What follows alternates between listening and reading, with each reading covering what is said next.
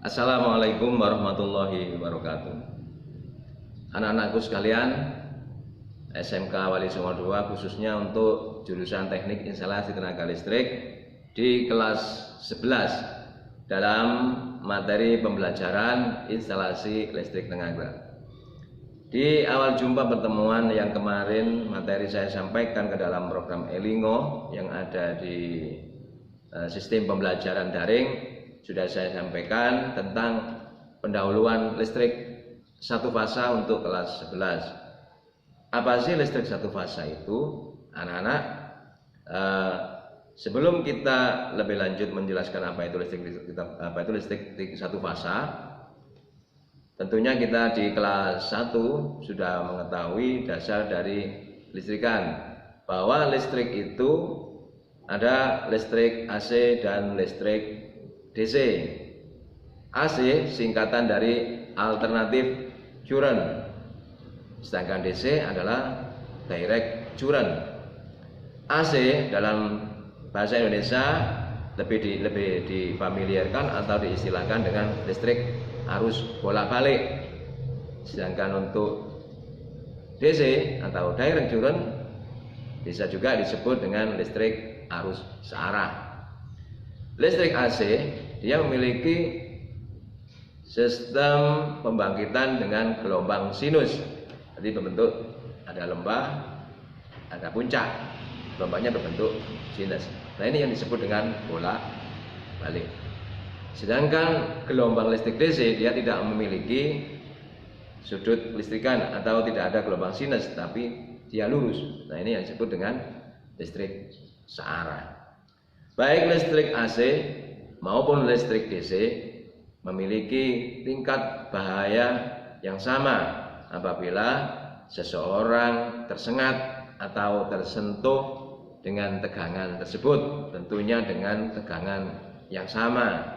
Andai kata listrik AC 220 volt, DC 220 volt, ini juga memiliki bahaya yang sama. Kalau tidak tertolong, maka kematian sebagai akhir dari kefatalan bahaya tersebut. Anak-anakku sekalian, listrik AC satu fasa ini sumber utamanya atau energi utamanya dibangkitkan dari pembangkit listrik yang ada di PLN. Nah, pembangkit listrik itu bisa PLTA atau pembangkit listrik tenaga air. Ada PLTU, pembangkit listrik tenaga uap. Ada pembangkit listrik tenaga matahari, ada pembangkit listrik tenaga nuklir, ada pembangkit listrik tenaga panas bumi. Nah, yang umum kita pakai di dalam pembangkitan Jawa Bali ini, kita memakai sistem pembangkit listrik tenaga uap yang bisa kita contohkan pembangkitannya ada di Probolinggo atau ada di Paiton, ada di Tuban, ada di Gresik. Ini pembangkit listrik tenaga uap. Nah, pembangkitan ini adalah awal dari sebuah peristiwa untuk membangkitkan yang disebut dengan generator.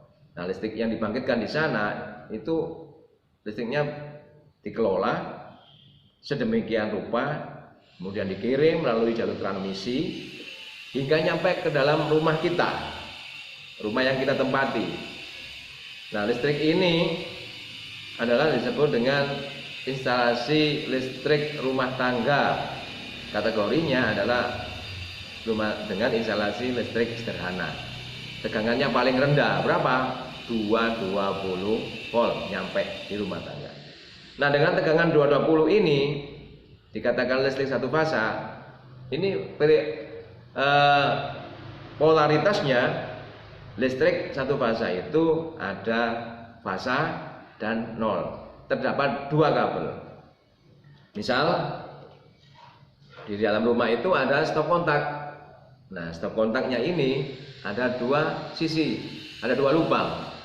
Maka yang satu fasa, yang satu netral atau nol. Nah, listrik satu fasa, bagian yang fasa adalah bagian yang apabila ditespen menyala. Artinya jalur ini adalah jalur yang memiliki energi listrik.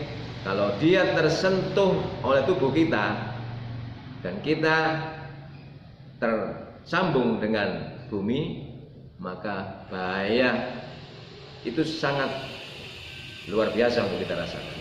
Dan ini jangan sampai terjadi. Kenapa? Bisa berakibat fatal, yaitu kematian. Sedangkan jalur yang satunya adalah nol. Apabila kita spend, tidak menyala. Nah, apabila ini kita sentuh, tidak terasa. Kenapa? Karena tidak ada tegangan. Tapi walaupun demikian, kalau dia menjadi satu dalam satu stop kontak, kita tidak perlu mencoba-coba untuk menyentuhnya. Kenapa? Karena untuk mengetahui dia bertegangan atau tidak, kita bisa menggunakan alat tesnya. Apa itu? Tes pen.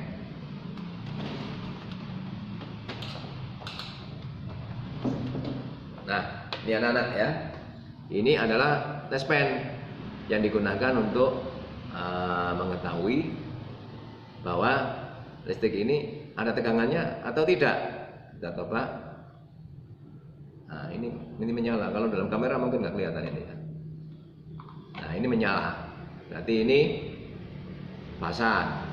Yang satunya tidak menyala. Berarti nol. Atau kita bisa mengetahui tegangannya menyala atau tidak dengan menggunakan alat ukur avometer. Avometer ini skalanya kita taruh di voltmeter dengan karakteristik AC volt di tegangan 250 volt, maka kita gunakan untuk mengukur berapa tegangan yang ada di dalam stop kontak ini. Nah, itu untuk mengetahui listrik satu fasa. Kemudian ada beberapa beban yang bisa disambungkan dengan listrik satu fasa. Listrik satu fasa kalau dari PLN itu kabelnya dua, yaitu nol dan fasa. Apakah ada satu fasa lebih dari dua kabel? Enggak ada. Kalian bisa melihat di rumah-rumah bahwa kabel yang turun dari PLN itu dua kabel sama hitamnya. Nah, sama hitamnya itu untuk mengetahuinya kalian bisa mentes pen mana yang menyala dan mana yang tidak. Oke. Nah, beban-beban yang bisa disambungkan dengan listrik satu fasa, contohnya kalau di rumah, saya nggak bisa membawa banyak contoh karena waktunya juga terbatas. Pertama, setrika. Nah, setrika ini salah satu contoh beban rumah tangga dengan sistem satu fasa. Nah, kalau satu fasa dia memiliki tusuk kontak, maka dikatakan sebagai arus bolak-balik. Kalian menancapkan seperti ini atau mungkin terbalik seperti ini, dibolak-balik tidak masalah. Kenapa? Karena ini listrik arus bolak-balik. Keliru kanan kiri tidak apa-apa. Itu kalau jadi contoh beban pertama ada setrika di rumah, itu beban listrik satu fasa. Kemudian ada magicom. Nah, untuk menanak nasi dan bisa untuk menghangatkan, ini juga satu fasa. Dari mana Pak Ali bisa mengatakan demikian? Nah, kita punya data di sini biasanya. Nah, ini ada nameplate-nya atau data peralatannya. Di sini tertera misalkan tegangan 220 volt. Nah, tegangan 220 volt itu adalah tegangan satu fasa untuk kategori listrik rumah tangga. Kemudian kalau misalnya di industri, kita bisa menjumpai, kalau misalnya kalian belum kenal mungkin instalasi tenaga itu ada timer. Timer ini tegangannya satu fasa. Dari mana lihatnya? Dari datanya di sini. Listriknya 220 volt. Ada relay. Nah, ini relay ya. Nah, relay sama juga cara mengetahuinya satu fasa atau bukan, dilihat dari datanya. Kemudian ada kontaktor. Kontaktor ini ada yang antar fasa, ada yang dua fasa, ada yang satu fasa. Nah, yang satu fasa caranya bagaimana untuk mengetahuinya? Nah, dengan cara melihat datanya.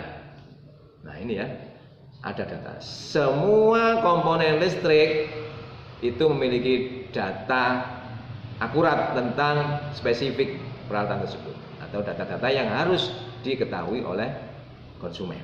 karena demi keselamatan peralatan dan orangnya.